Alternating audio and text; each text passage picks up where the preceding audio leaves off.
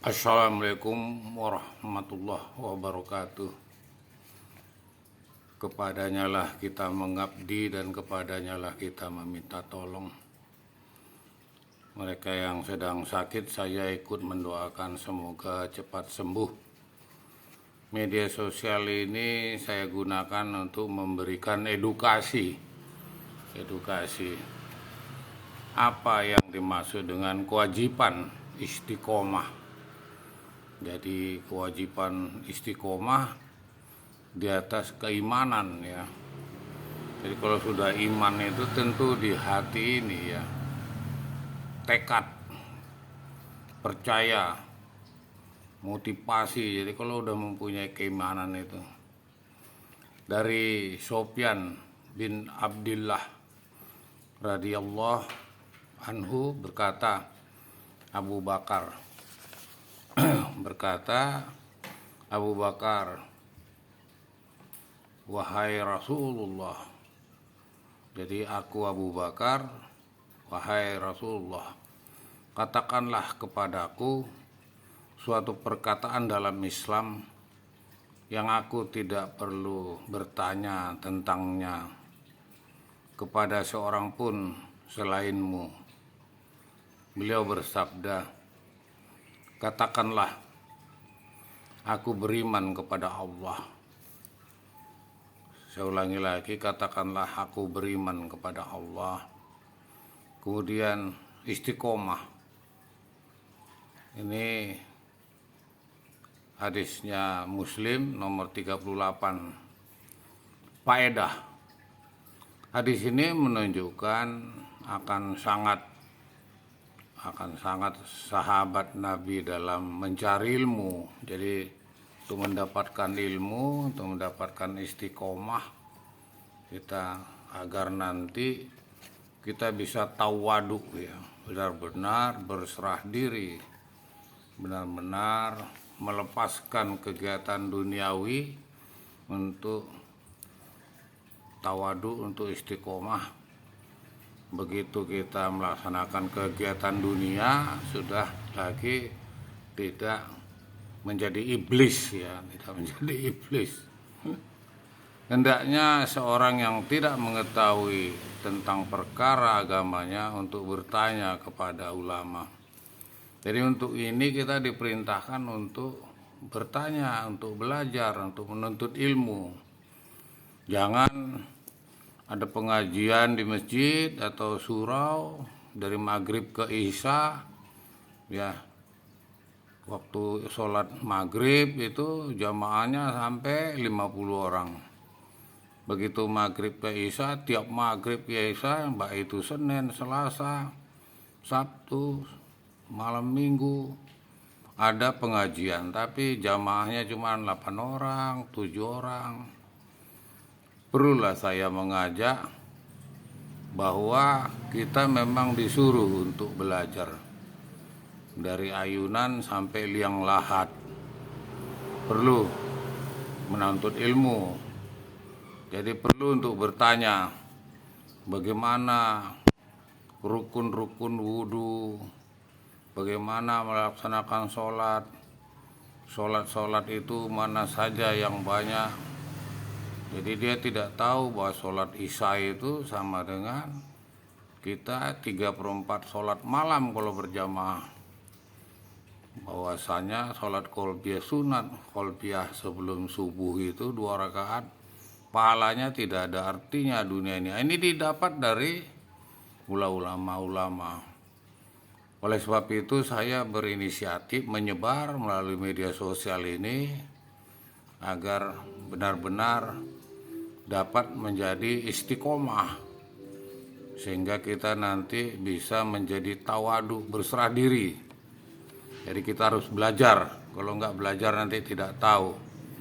Jangan nanti pergi malam hari duduk di atas batu, yang datang malah iblis, setan ya. Salah nanti cara mengikutinya. Ilmu yang didatang itu bukan lagi yang benar.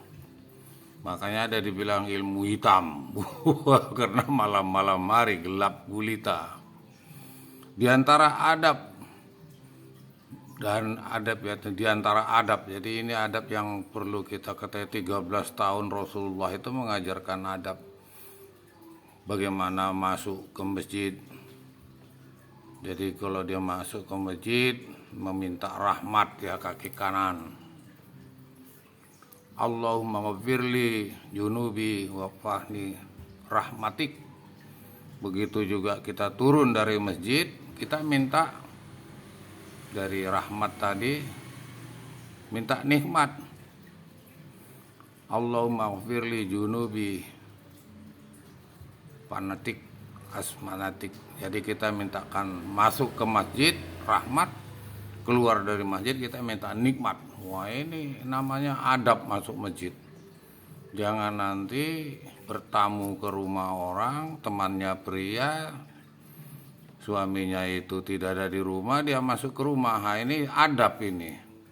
Teman kita nggak ada, ya udah bilang aja salam. Tadi Pak Suta datang mau bicara sama Pak Yopi. Jadi istrinya nyampaikan, jangan nanti bertamu ke rumahnya teman pria, teman kita itu tidak ada, dia enak dia duduk. Apa itu yang ada di kulkas, apa kamu masak apa? Ini adab ya, jadi perlu adab. Di antara adab dalam bertanya, jadi bertanya itu jangan menguji orang ya. Bertanya itu jangan mempersulit yang ditanya ya. Kalau kita bicara tentang bagaimana cara sholat, jangan bertanya bagaimana untuk mencari istri yang baik. Wah, ini enggak juga ini tepat. Oleh sebab itu diantara adab dalam bertanya adalah bertanya tentang hal-hal yang penting.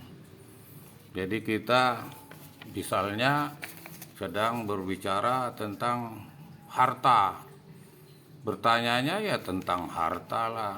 Harta yang didapat itu bagaimana menjadi waris. Yang menerimanya siapa, itu pewaris. Bagaimana ditunjuk nanti orang yang menerimanya. Kalau yang menerimanya itu masih anak-anak, ada ahli waris. Jangan nanti pelajarannya tentang menuju Jakarta, kita nanyanya ke Medan. Wah, ini tidak tepat ini. Jadi perlu untuk kita bertanya. Jadi bertanya itu bukan untuk menguji. Bertanya itu bukan untuk menyudutkan orang yang kita tanya. Jadi kalau saya sebagai guru bertanya, saya memberikan kesempatan bertanya tentang materi yang saya ajarkan ini agar tidak keluar. Nah, itu bagus itu kalau gurunya mau. Tapi ada juga seorang guru, nanti saya berikan 20 menit sesudah saya pembicaraan ini bertanya di luar dari materi nih. Wah, boleh, ini berarti ini gurunya ini betul-betul guru militer. Nah, di antara keistimewaan daripada Nabi, jadi Nabi ini semua yang bisa kita lihat dalam sejarahnya, kalau dia tidak peternak, pedagang, Nabi tadi. Jadi di antara keistimewaan dari Nabi adalah diberikannya jawamilul kalim. Jadi ungkapan yang ringkas itu memiliki yang luas. Jadi nabi-nabi kita itu memang diberikan kelebihan untuk mengungkapkan yang luas. Tapi ya penderitaan Nabi itu juga kita nggak ada orang bilang itu seujung kuku ya. Kenapa kok dibilang seujung kuku? Nggak seujung jempol ya. Nah, sekarang kita bicara tentang iman kepada Allah. Jadi iman kepada Allah ini kita tidak bisa mewujudkan Allah itu. Jangan kita nanti, waktu saya dulu anak-anak ya bawa keranjang, dulu keranjang itu mesti jalinan dari rotan, cari pensil, pulpen, cari kertas, kami main jilangkung. Begitu jilangkungnya mau minta pulang diantar, wah udah kita bilang datang tidak diundang, pulang tidak diantar, ditendang kami lari ya itu. Berarti bukan, itu tidak menyangkut iman, itu masih permainan anak-anak. Zaman sekarang udah tidak ada lagi jelangkungan. Iman kepada Allah adalah pondasi sebagai dasar dalam agama Islam. Jadi kalau kita dalam beragama Islam itu kita tahu apa itu rukun. Wah, udah rukun Islam. Ada 5 kalau kita dulu masih anak-anak ya. Syahadat, sholat. Ada juga rukun iman, iman kepada Allah, iman kepada malaikat, kepada Al-Quran kan gitu ya. Jadi kalau kita sudah mendapatkan pondasi, kalau rumah itu pondasinya sudah kuat itu nanti anak-anaknya pun yakinlah berbinar itu. Karena memang dididik sudah mempunyai nilai dasar Islam yang bagus, NDI-nya. Jadi saya dulu sekolah SD ya, sekolah ibtidaiyah sore untuk menambahkan nilai dasar Islam itu tadi. Dulu ada pelajaran imla, ini tentang iman ya, tentang rukun Islam, rukun iman. Kita belajar sehingga kita dapat nanti istiqomah yang saya anjurkan ini. Dan asal daripada semua syariat, semua perintah atau larangan. Jadi kalau udah dilarang itu pasti ada resikonya. Jangan duduk di pintu kata orang tua. Sebenarnya ada, begitu nanti tiba-tiba ada gangguan atau darurat, nanti yang di pintu ini mengganggu. Perempuan dan tak boleh duduk di jendela. Wah, ini berarti laki-laki boleh duduk di jendela. Karena orang dulu perempuannya pakai rok ya. Kalau sekarang kan laki-laki perempuan sama. Itulah adab. Iman kepada Allah dengan meyakini adanya Allah. Jadi kalau kita yakin sudah adanya Allah, sudah enak ya. Jadi kita takbir itu Allahu Akbar, sudah melupakan dunia ini. Jadi kita akan menyerahkan diri kepada Rabb-nya ya, kepada Allah. Jadi kita memiliki rasa pelepas dunia lah ya, rasa pendekatan kepada Allah. Sehingga satu-satu yang berhak disembah. Jadi sudah yang berhak disembah, dia juga yang satu-satunya takut. Ini jarang dipikir dibilang takut ini. Orang rasanya takut sama ular kobra. Wah.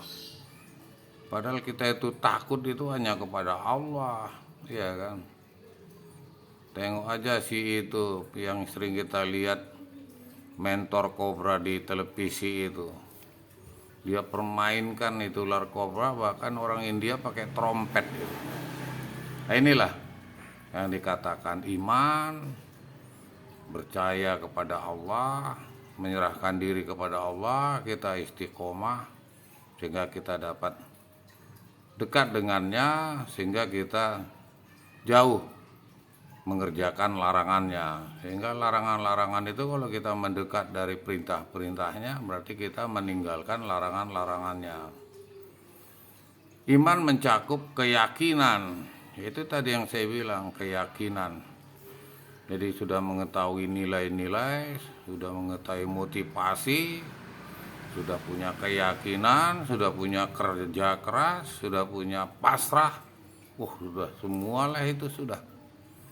Sehingga mencakup keyakinan dan ucapan serta perbuatan karena sabda-sabda Nabi yang pernah kita pelajari. Banyak yang harus kita ketahui. Ada juga di sini memberikan konsekuensi beramal. Iman dapat bertambah atau berkurang, yaitu seperti pisau di dapur ya, perlu diasah ya. Makanya tantangan-tantangan hidup di dunia ini kalau kita dapat punya keyakinan lah, kita di dunia ini berjuang keras, tidak ada waktu istirahat. Nah nanti sesudah kita meninggal baru selesai, kita tidak perlu lagi pagi-pagi sholat subuh, tidak perlu lagi sebulan sekali 3 hari kita berpuasa. Jadi di dunia ini kita untuk berjuang keras, bukan tempat istirahat, mencari amal sebanyak-banyaknya. Sehingga istiqomah adalah ibadah ibadah yang agung, jalan keselamatan. Jadi kita dapat menjadi orang yang dindaki takwa. Waktu kita sangat terbatas. Assalamualaikum warahmatullahi wabarakatuh.